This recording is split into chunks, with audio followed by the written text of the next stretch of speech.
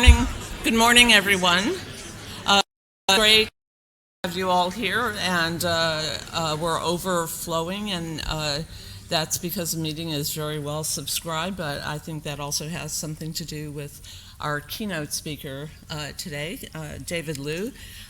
David, I think you all know his science, so I'm not really going to cover that, and of course he's going to give the keynote. But he downloaded his CV and lots of very interesting things, starting from when he was in high school. And so I think it was probably very apparent to everyone from a young age that he was going to make amazing discoveries. So in high school, he graduated number 1 in this class.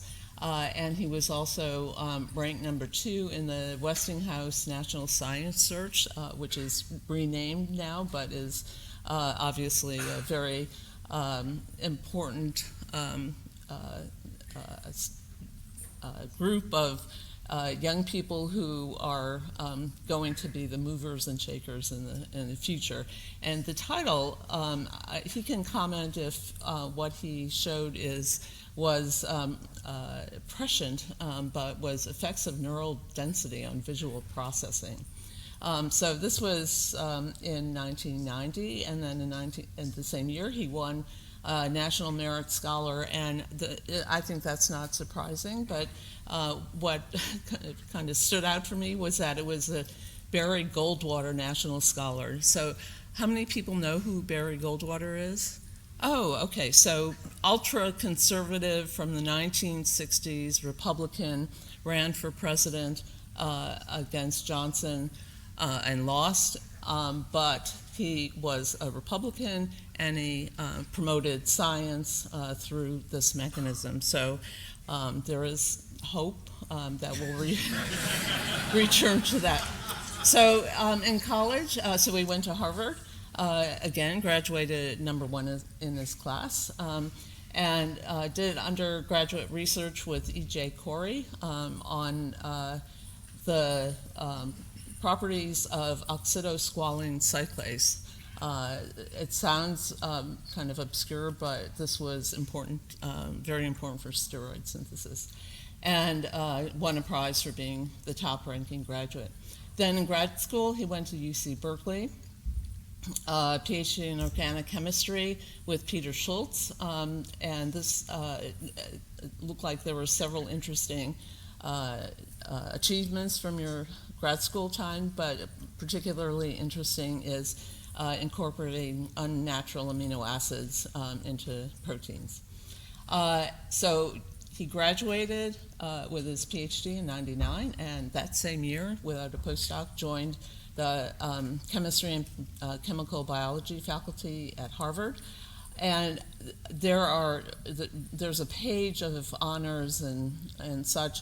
I just chose a few things. One that I think he's probably pretty proud of, and there are other related ones, is the award for undergraduate teaching. So it's very clear that his students very much appreciate his classes, but of course he's also trained many students and postdocs who have done amazing things and have themselves gotten awards for their research in his lab.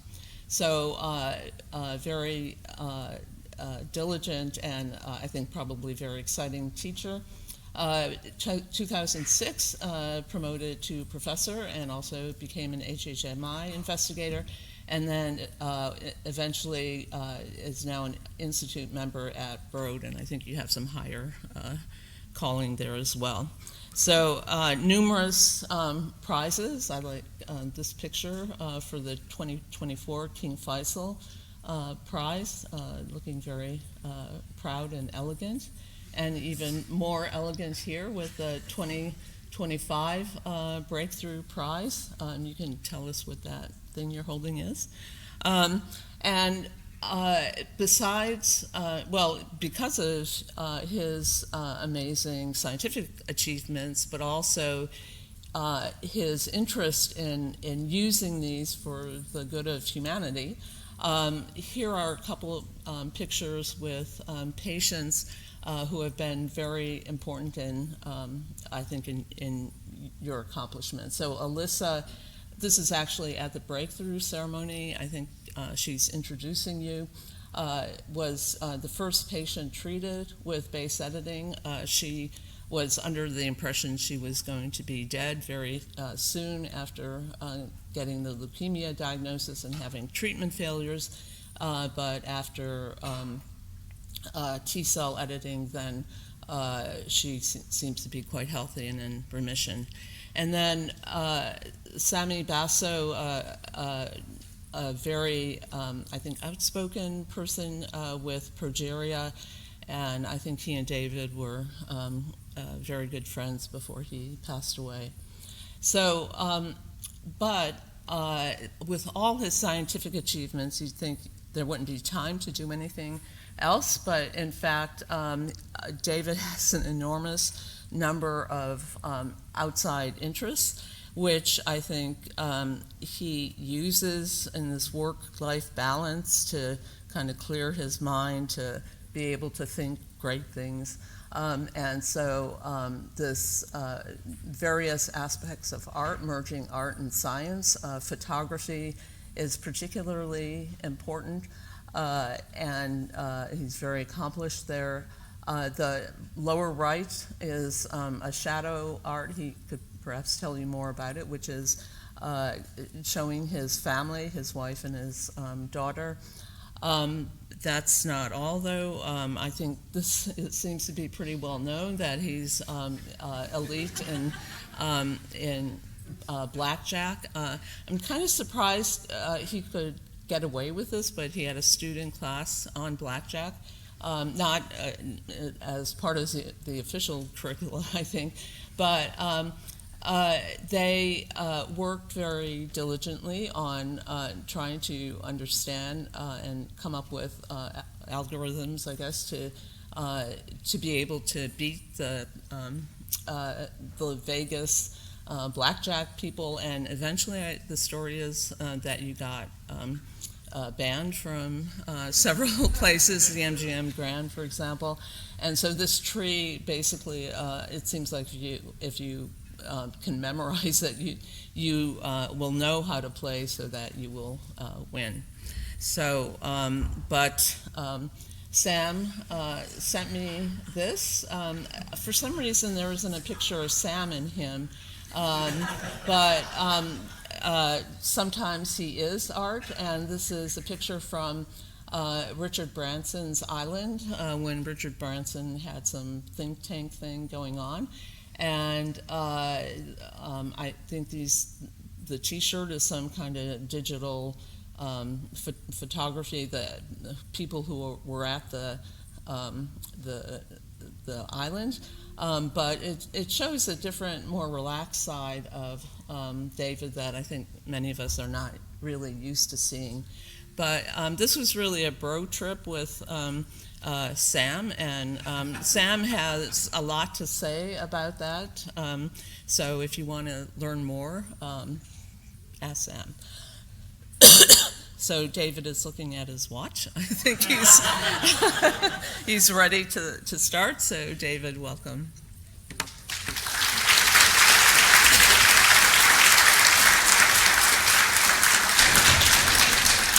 All right. Thank you, Maria. It's an honor being introduced by the heart and soul of this meeting. I don't have much to say about the introduction other than I feel ready for my next job interview. Although maybe I'll add one small story to the last slide, to this event that was held on an island that Richard Branson holds these think tank events. We were encouraged to dress up in costumes. Sam's was actually pretty remarkable. It's unfortunate he didn't volunteer a picture of his own costume. I wore this T-shirt, which you can get on Amazon inexpensively, that has a programmable digital display, and I uploaded the faces of all the other attendees into my shirt, and so it would cycle. Richard was taken aback by this shirt. He loved it. He just kept talking about it, and so in the final breakfast the next morning, I actually presented him with the T-shirt and said, this is a gift for you. Thank you for hosting us. And then I added, because you've now fulfilled one of my bucket list items. I've always wanted to give the shirt off my back to a billionaire.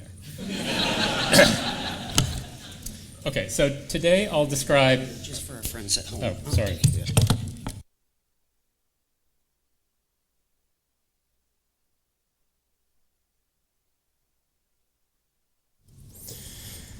All right, so today I'll describe 3 distinct strategies for therapeutic genome editing. These strategies demonstrate how the development of gene editing technologies enable a variety of therapeutic approaches, some of which have had already a substantial clinical impact, as Maria hinted.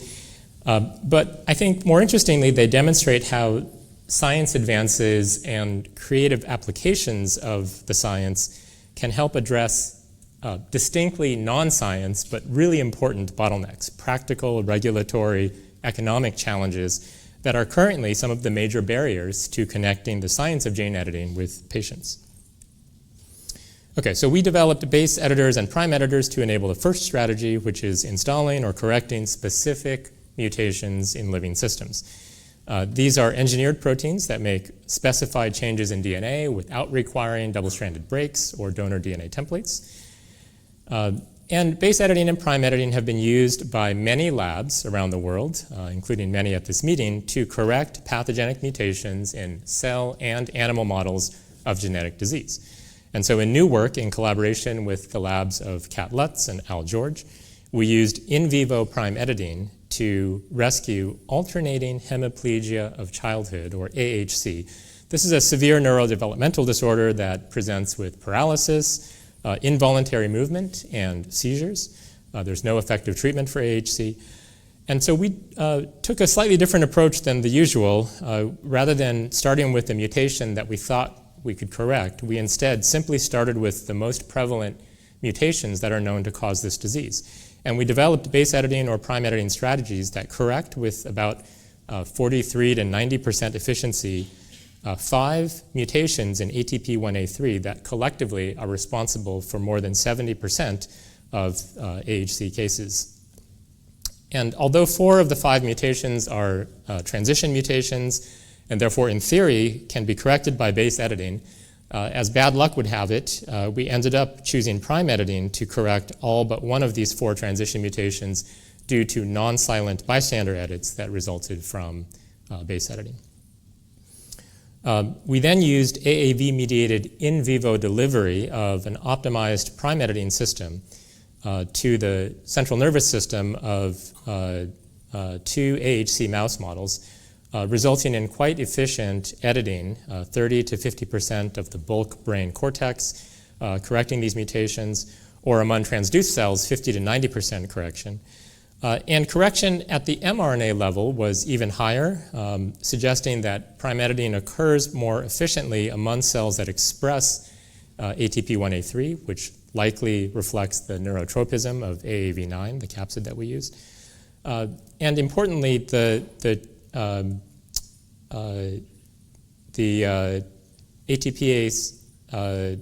ATP1A3 ATPase activity of the treated animals was substantially restored in the hippocampus. And so both the prime editor injected mouse models, both of these 2 mouse models shown here, showed strong rescue of a number of behavioral and cognitive deficits, including stress-induced seizures shown here, as well as movement, cognition defects, and importantly and somewhat dramatically, extension of animal lifespan. And so this type of work suggests the feasibility of using prime editing as a potential one-time treatment for AHC, and maybe more importantly represents, to our knowledge, the first use of prime editing to rescue a neurological disease in animals. And so we're currently working with Rare Hope, scientists at NIH and elsewhere, as well as companies who are generously contributing their expertise to try to move these results towards a clinical trial. And therapeutic editing results such as these, along with the contributions of many other labs described in at least 2,500 base editing and prime editing publications to date, have resulted in at least 23 clinical trials using base editors or prime editors to treat a wide range of diseases, both ex vivo and in vivo. These include blood disorders, heart disease, metabolic disease, amyloid disorders, muscular dystrophy, and more. And so it's really a humbling opportunity to highlight some of the amazing clinical work of scientists and clinicians around the world using these technologies. As Maria already mentioned, Alyssa Tapley, this then 13-year-old girl in the UK with T-cell leukemia, is and always will be the first patient treated with a base-edited therapeutic. In 2022, she was infused with CAR T-cells containing 3 base edits in a clinical trial led by Wasim Qasim's lab. And following treatment with these triply base-edited CAR T-cells, her T-cell leukemia went into complete remission, and now more than 3 years after treatment, her cancer remains undetected. She's back in school, and she hopes to pursue a career in biomedicine. In late 2023, clinical trials results were announced from the first in vivo base editing trial. This is a collaboration with Verve Therapeutics and Beam Therapeutics involving, among other people, one of the co-organizers of this meeting, Kiran Musunuru. Patients with very high levels of LDL cholesterol were given a single injection of an adenine base editor LMP complex programmed to precisely disable a splice site in PCSK9, with the result that their LDL cholesterol levels were durably lowered by up to, at the high dose, about 59%. This clinical outcome demonstrates the potential of in vivo base editing, both to treat a serious disease, but I think even more interestingly, to lower future disease risk. In this case, by introducing a precise single nucleotide substitution, single base pair substitution into a wild type gene that we all have. In March of this year, one of these clinical trials achieved a milestone in medicine, the first correction of a pathogenic mutation in a patient. This is work led by scientists at Beam Therapeutics. They used an LMP-delivered adenine base editor to correct the most common cause of alpha-1 antitrypsin deficiency. This is a severe lung and liver disease that affects about 100,000 people in the US alone. And as many of you saw this past May, a team led by Kieran and Rebecca Ahrens-Nicholas, who is speaking later at this meeting, so you can hear all about this story, achieved another medical milestone, the first use of a bespoke gene editing therapy to treat a mutation found in a single patient. So baby KJ Muldoon suffered from a urea cycle disorder caused by a compound heterozygous mutations in CPS1. This is a very severe disease and a time-sensitive one. And so in a remarkable testament to, I think, both the dedication of the team and the decision-making of the team and regulators, as well as, importantly, the robustness of the underlying science, an adenine base editor was developed in about 6 months and dosed less than 7 months after diagnosis. This is a process that I would normally associate with maybe 7 years rather than 7 months from new mutation to treatment. And the result is that baby KJ is now doing well. And again, we'll hear more about this remarkable case from Rebecca. FDA recently cleared the first clinical trial of a prime editing therapeutic, in this case only 4.5 years after we published the first prime editing paper in late 2019. So this is work done by scientists at Prime Medicine. They developed an ex vivo prime editing treatment for chronic granulomatous disease. This is a debilitating and lifespan shortening primary immunodeficiency caused by mutations in NADPH oxidase genes. And so a prime editing system that corrects one of the most common mutations that causes CGD, which is this 2-base pair deletion, this loss of GT, resulted in very efficient editing and engraftment in mice of long-term hematopoietic stem cells from CGD patients. The treatment restored NADPH oxidase activity in cells derived from the edited stem cells, and a whole slew of genome-wide, transcriptome-wide, and targeted amplicon assays collectively uncovered no detected off-target edits, consistent with the inherent resistance of the prime editing mechanism to edit at off-target sites. And then this trial has very recently led to clinical results from the first 2 patients treated with a prime-edited therapeutic. So hematopoietic stem cells from 2 CGD patients, one of which is shown here, were very efficiently prime-edited, about 60 to 90% editing efficiency, ex vivo, and then transplanted back into the patients, autologous bone marrow transplant. The engraftment was very rapid, suggesting that the edited cells were not left in any kind of compromised state. And the neutrophils that repopulated the patient's bone marrow in both cases showed about 60 to 80% restoration of NADPH oxidase activity, far higher than the threshold of about 20% needed to ameliorate and restore immune system function. Okay, so targeting specific mutations with therapeutic gene editing is already having an impact both ex vivo and in vivo in patients that were suffering from a variety of serious disorders. A major challenge for genetic medicine, however, is the allelic diversity of most genetic diseases, many of which are caused by hundreds of different mutations in the same gene. Until a dramatic regulatory streamlining occurs, which I believe is underway, but will take time, it's difficult to imagine developing hundreds of different gene editing drugs needed to treat the vast majority of patients that suffer from a disease like Stargardt's disease or cystic fibrosis that are caused by so many different mutations. Now, in the meantime, introducing a healthy copy of a gene into cells, this is a decades-old idea, might benefit any patient suffering from a loss-of-function genetic disease, regardless of that patient's mutation. And ideally, we would like to do so, which I think is the more modern twist on the classic idea of gene complementation therapy. Ideally, we'd like to be able to integrate gene-sized DNA at an endogenous genomic site or perhaps at a safe harbor locus of our choosing, ideally in a way that could preserve some of the regulatory context or all of the regulatory context of the mutated gene, and ideally without introducing unwanted changes in the genome. So one approach to achieving the goal of targeted gene-sized integration in mammalian cells is a way to perhaps achieve allele-agnostic therapeutic editing is to use prime editing to install a recombinase landing site. We heard about recombinases last night in a beautiful talk. And then integrate using BXB1 recombinase, or even better, a laboratory-evolved version that's more efficient, to integrate a cargo gene into the prime-edited site.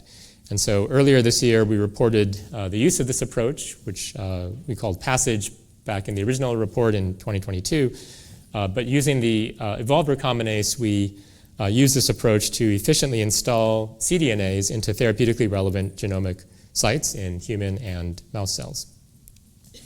And in collaboration with Sam Sternberg's lab, in work that we just published in May, we also developed a second solution to programmable mammalian cell targeted gene integration, again combining protein engineering and laboratory evolution.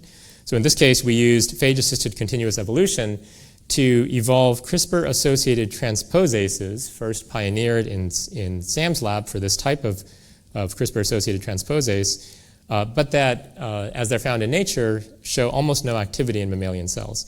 And so after evolving these enzymes using PACE, we could achieve reasonably efficient targeted gene integration of therapeutically relevant genes into their native genomic loci with minimal byproducts in mammalian cells. And as you can see in these bar graphs, the wild-type CRISPR-associated transposases show almost no activity in mammalian cells. Okay, so that's pretty much all just an introduction. For the rest of this talk, I'd like to present a third therapeutic genome editing strategy that's really designed to maximize the applicability to as many patients as possible by enabling a single composition of matter to rescue multiple unrelated genetic diseases.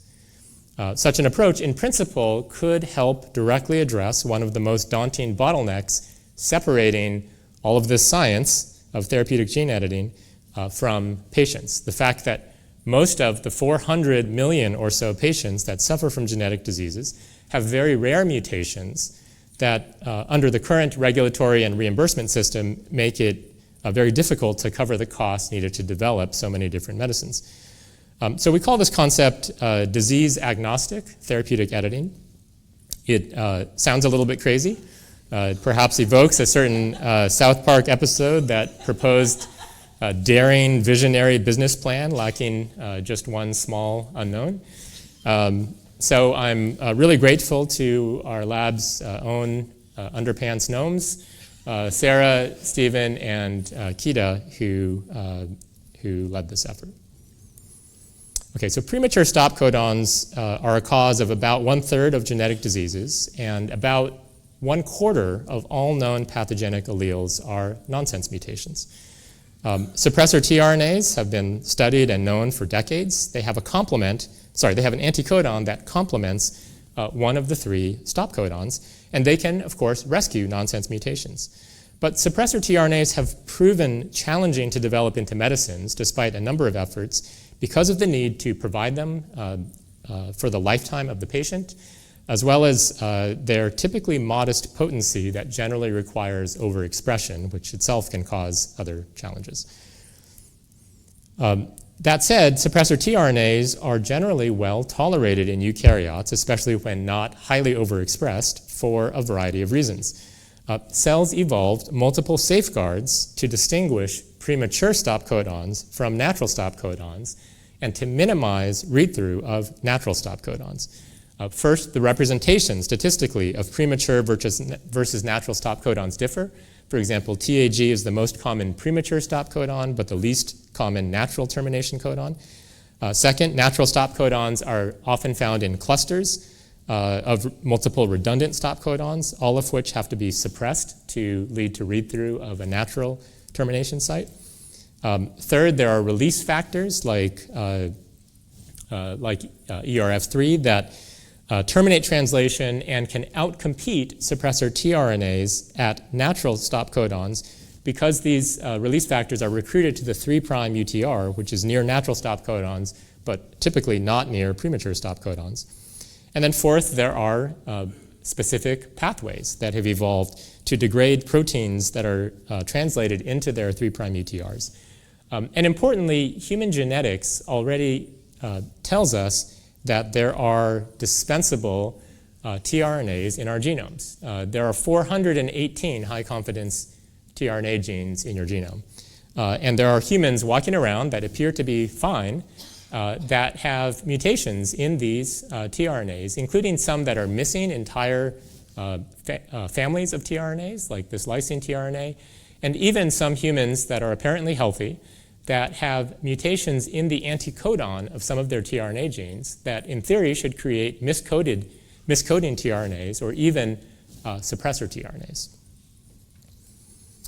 So our idea is to take advantage of the fact that we can perform search and replace editing using prime editing to convert a dispensable endogenous tRNA gene into a suppressor tRNA gene.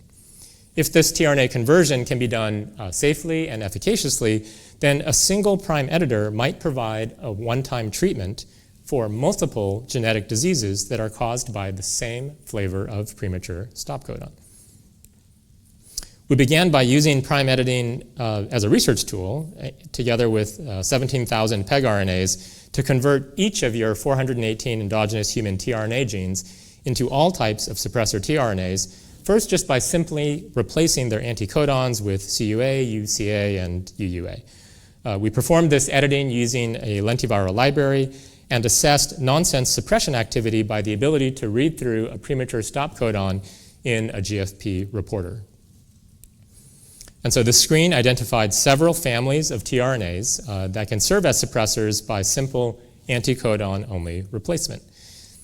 However, consistent with the literature, the best of these anticodon-only suppressor tRNAs, when installed in a single copy at a native genomic tRNA site, showed fairly low potency, supporting only up to about 5% of the normal amount of full-length GFP from a positive control GFP gene that lacks any premature stop codon.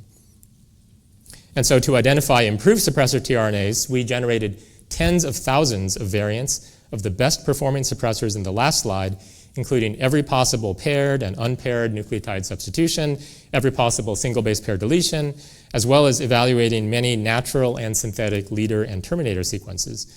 We performed the GFP nonsense suppression screen on these lentiviral libraries and learned many insights into determinants of tRNA function, such as the importance of matching endogenous leader sequences with cognate tRNAs. In the interest of time, though, I'll focus on the discovery of tRNA variants here from these iterated screens that showed dramatic increase in suppression efficiency, such that a single endogenous tRNA converted into the best of these engineered suppressors yielded 35% of wild-type GFP protein levels from an uninterrupted GFP gene. This level of suppression efficiency from a single genomic tRNA gene suggests the possibility of perhaps rescuing many loss-of-function genetic diseases caused by nonsense mutations. So after identifying a highly active engineered human suppressor tRNA, we next optimized prime editing systems to efficiently convert an endogenous human leucine tRNA into this optimized suppressor. And after exploring pegRNAs and prime editor choices, as we do now quite routinely, we achieved about 80% prime editing efficiency to install the optimized suppressor tRNA into 6 human cell models of Batten disease, Tay-Sachs disease, and Niemann-Pick type C1 disease, arising all from premature stop codons. In the 4 human cell models of nonsense mutations causing Batten disease and Tay-Sachs disease, shown in the leftmost 2/3 of the slide, a single prime editor and pegRNA restored 20 to 70% of the wild-type enzyme activity level from control comparisons lacking any premature stop codon in these genes. The MPC1 gene that causes Niemann-Pick disease type C1 encodes a cholesterol transporter rather than an enzyme, but we still could observe substantial rescue of full-length protein production upon treatment with the same prime editor. So one prime editing agent can partially rescue 6 premature stop codons in 3 unrelated genes that cause 3 distinct genetic diseases. Okay, so what about potential safety concerns with this approach, which we call PERT, prime editing mediated read-through of premature termination codons? So consistent with many previous studies, again, suggesting that prime editing is fairly resistant to off-target editing due to its mechanism, we did not observe any off-target prime editing using 2 genome-wide off-target detection methods. This is for the prime editor that converts that leucine tRNA into the engineered suppressor shown in the last slide. Now, one of the motivations behind PERT is that we are hopeful that single copy genomic installation of a suppressor tRNA, together with the biological safeguards against natural stop codon read-through that are previously summarized, may result in minimal perturbation to cells. So we evaluated the potential for several types of abnormalities in human cells following the conversion of an endogenous tRNA into a potent suppressor. And we, first to start, did not observe any transcripts that differed more than 2-fold in expression between HEC293 T cells before or after prime editing mediated suppressor tRNA installation.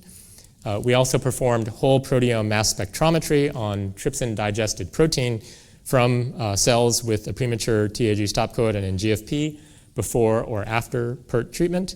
And the only protein that was significantly different in abundance was indeed full-length GFP generated by nonsense suppression in the PERT-treated cells. We also looked for peptides corresponding to read-through of the 4,036 natural human proteins that are terminated with a TAG stop codon. While we observed robust read-through of the premature TAG stop codon in GFP, resulting in the detection of a number of peptides after the premature early stop codon, we detected, somewhat to my surprise, no peptides that were consistent with translation past the natural TAG stop codon for any other protein. We were surprised enough by this outcome that we also performed a more sensitive version of this experiment in which we just looked for target ion, looked by target ion peptide mass spectrometry of predicted peptides that would arise from natural TAG stop codon read-through for the 69 most abundant proteins that we could detect that used a natural stop codon. And even if you just have the mass spec sit on the target ions, once again, the only peptides that we observed to be significantly different in their abundance between the PERT-treated and non-treated cells were those corresponding to read-through of the GFP premature stop codon. So these data suggest that PERT does not induce significant natural termination codon read-through, at least under the conditions that we tested. So finally, we tested the system in vivo. Since mouse tRNA genes are disappointingly not identical to human tRNA genes, we repeated everything that I just presented for mouse tRNA genes. We then injected AAVs encoding a prime editor targeting a mouse tRNA to convert it into a mouse suppressor that we increased the potency of through tRNA engineering, just as I showed with the human genes. We injected AAVs encoding that prime editing system into reporter mice with a premature stop codon in GFP. This led to about 25% of wild-type GFP levels among transduced tissues. And then we used the same prime editor, the same syringe of AAV to a syringe just like it, I shouldn't say the same syringe, that sounds gross, to inject a mouse model of Hurler syndrome. So this is a severe lysosomal storage disease caused by a premature stop codon in a gene called IDUA. We observed about 7% editing and about the same amount of IDUA enzyme activity compared to wild-type mice. As is the case with many loss-of-function genetic diseases, this amount of wild-type enzyme activity should be sufficient in the case of Hurler syndrome to rescue the disease. And indeed, by a variety of histological and phenotypic analyses on multiple tissues, we observed complete or near complete rescue of Hurler syndrome pathology in these treated mice, including foam cell accumulation, vacuolization, and one of the hallmark molecular features of this disease, accumulation of glycosaminoglycans. Okay, so to summarize, I'm characteristically ahead of time. I guess we can have a lengthy discussion about Maria's introduction. Base editing and prime editing are engineered and evolved proteins that enable mutation-specific therapeutic gene correction and are in many clinical trials with already a number of notable and I think medically significant patient outcomes. The second approach to therapeutic gene editing that I described, allele-agnostic therapeutic editing, can be enabled by approaches that enable targeted gene integration to complement loss-of-function alleles. And two approaches that I briefly presented were the use of prime editing plus a recombinase, as well as the use of evolved CRISPR-associated transposases, or EvoCas, that now have reasonable activity in mammalian cells. And then finally, prime editing endogenous tRNAs to convert them into engineered suppressor tRNAs allows disease-agnostic therapeutic gene editing, rescuing nonsense mutations in a variety of human cell models as well as animal models using one composition of matter. And so I'm hopeful that these kinds of approaches will help stimulate additional strategies by which smaller numbers of compositions of matter can be used to benefit larger numbers of patients. Okay, so I'll end by thanking the wonderful team of students, postdocs, and importantly the collaborators shown in yellow that all contributed to this work. Many people have contributed to the development and preclinical advancement of base editing and prime editing that has enabled these technologies to have an impact on patients. The Evo passage work, as we call it, the use of evolved recombinases and prime editing to perform targeted gene integration, was co-led by Simriti and Daniel, together with many other team members and collaborators. The EvoCast work was co-led by Isaac, George, and Simon, members of my lab and Sam Sternberg's lab, in collaboration with many others in both labs. And finally, the PERT work was co-led by Sarah and Stephen, together with other people from my group and with the important assistance of Mark Osborne in Minnesota. And finally, I'll just advertise that Steve Irwood will be giving a talk on Friday afternoon about PERT, but presenting a different approach to converting an endogenous tRNA into a suppressor. So I hope all of you can stay for his talk. Finally, I'm grateful to these organizations for their support, and thank you very much for your attention.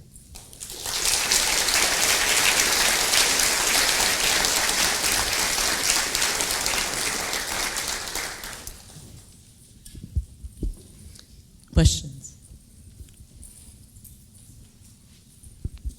It's really exciting, David. I'm curious how the prime edits are changing tRNA modifications, because I know there's been some old work showing that modifications can impact suppression. So have you characterized changes in the modifications, and is that another axis of improvement that you guys are thinking about for the future? Yeah, I'd say only at a basic level. We've done tRNA-seq under conditions in which you can identify some of the modifications, and at the bases that aren't edited, it doesn't appear to change the modification state. Also, we don't see changes in tRNA abundance, other than the fact that the tRNA that we've replaced turns out to be expressed somewhat less abundantly than the endogenous tRNA that we replaced. So we actually, PERT is working efficiently not because the tRNA that we settled on happens to be much more abundantly transcribed than the regular tRNA. In fact, it's quite the opposite. It's maybe 5-fold less transcribed. And that may also contribute to the fact that we don't see a lot of natural termination codon read-through, or any really thus far. Hi, David. So you showed that no detectable PERT induced the read-through of the natural stop codon, right? No, detectable, I guess, is hard to prove. But yeah, so that indicates a different stop codon, maybe that the efficiency for you to convert the rescue, the mature stop codon is different. So do you notice that different type of premature stop codon, you see a different efficiency of PERT?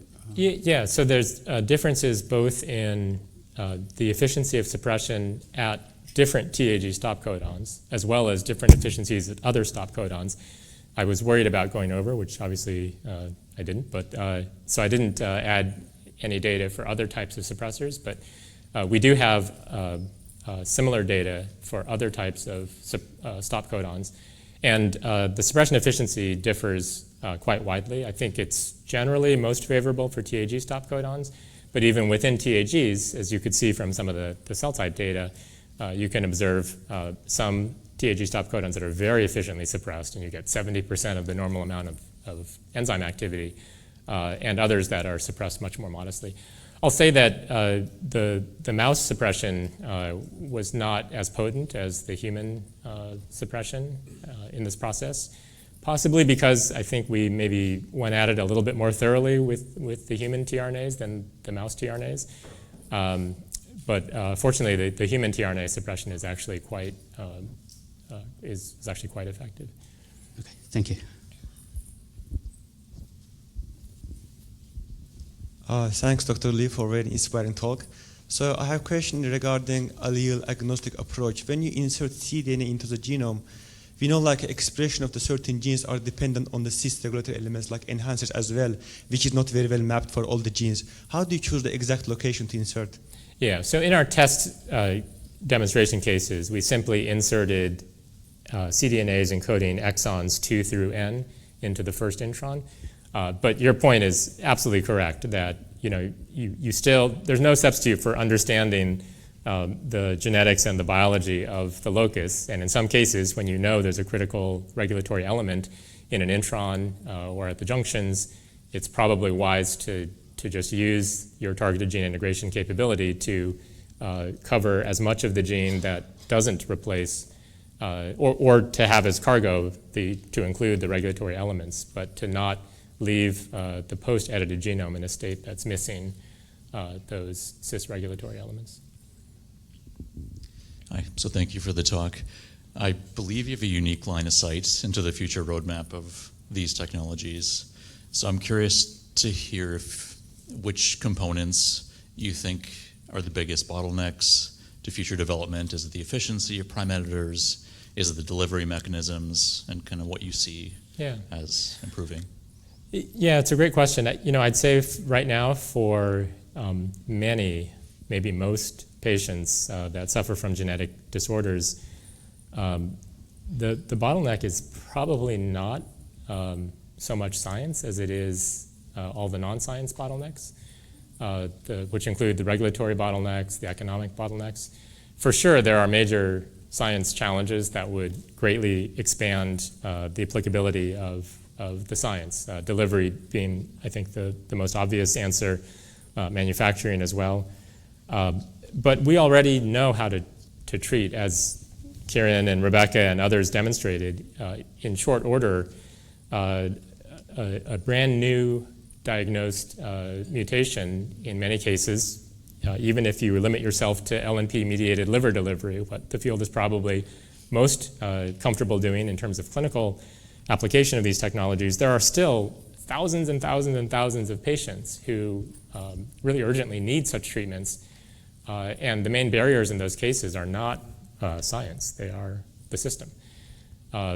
So I think that the system, there's a widespread acknowledgement that the system needs to evolve as quickly as the science has, and I think stakeholders ranging from, leadership in government to FDA regulators to clinicians and scientists are pushing very hard right now to try to set up new regulatory guidelines, which ultimately strongly determine the economic feasibility of these treatments, while the science continues to advance on the delivery side, on the editing side, as I've described.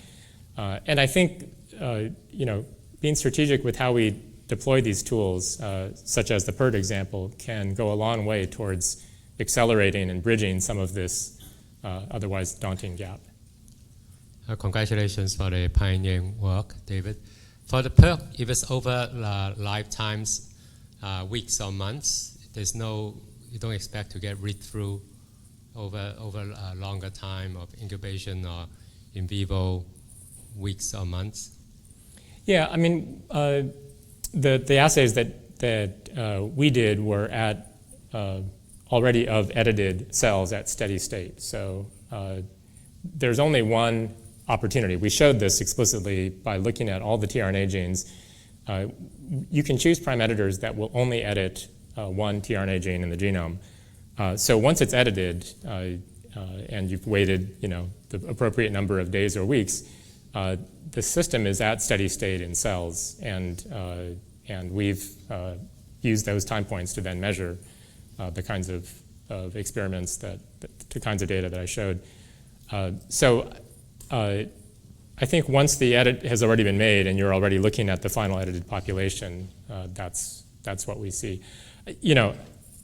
I'm surprised enough by that result that I guess by both natural termination codon mass spec results that I'm careful to say this is under the tested conditions. It's possible that if you really push the system or maybe assayed it in a different context, that you might see some natural termination codon read-through. That also occurs naturally, and part of the answer that to this issue is that we always compare, of course, with untreated cells, and you can occasionally observe some evidence of natural termination codon read-through at very low levels as well, which is not apparently perturbative to our biology, or at least just built in as part of our biology. So I'm cautiously optimistic, but I think there still remains a lot of work to characterize. One last question. Okay, so thank you very much for your talk. It was very interesting. My question would be about restoring, like the PERT method restoring the early stop codon mutations of non-lethal mutations that could have existed over an evolutionary time, because they could have accumulated some mutations downstream that could be dominant negative. So could that cause any issues?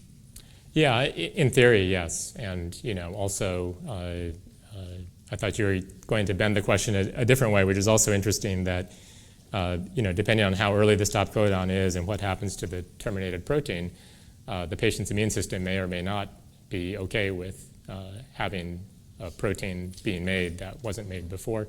These are all trade-offs, of course, that gene therapy has also dealt with. And, you know, in most cases, there seems to be manageable solutions, although there are cases documented where there has been some immune reaction to suddenly producing a protein, even one essential for the health of the patient. You know, that said, like everything, I think in serious disease, it's a risk-benefit ratio analysis, and for serious diseases, in many cases, the risk of not treating, which we know would be severe, favors treatment. But you know, I think your point's well taken that there are other genetic features and protein features downstream of stop codons that may become relevant to health, even if they weren't before. But if that's really the bottleneck that's causing the patient to suffer a lot or die prematurely, I think it's a risk worth taking. Thank you very much. Okay, Jonathan has, he's sorry. raising his former organizer's prerogative hand. A beautiful talk, as always. So we and others have seen, using ribosome profiling, that there are some stop codons that are naturally read through at a finite rate, like 10% or so. Yeah.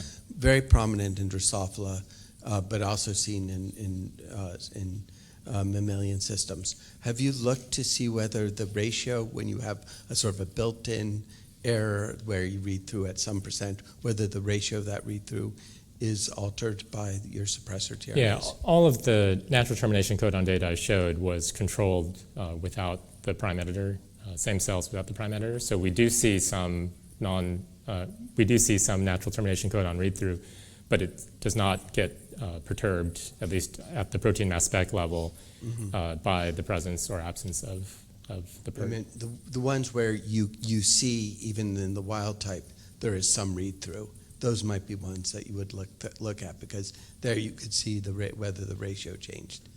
Yeah, I mean, I think a caveat, we haven't seen such a change, but I think a caveat is I'm not sure if the sensitivity, you know, would really ideally be one of those targeted ion mass spec peptides that we looked at, and I don't know if any of those were on that Ribosome list. profiling might be a good way of doing this, Yeah, because you already see the rate.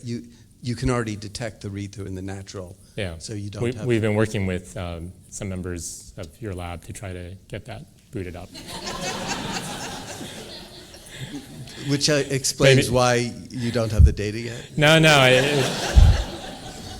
maybe they'll hear your comments and have a renewed passion for helping us.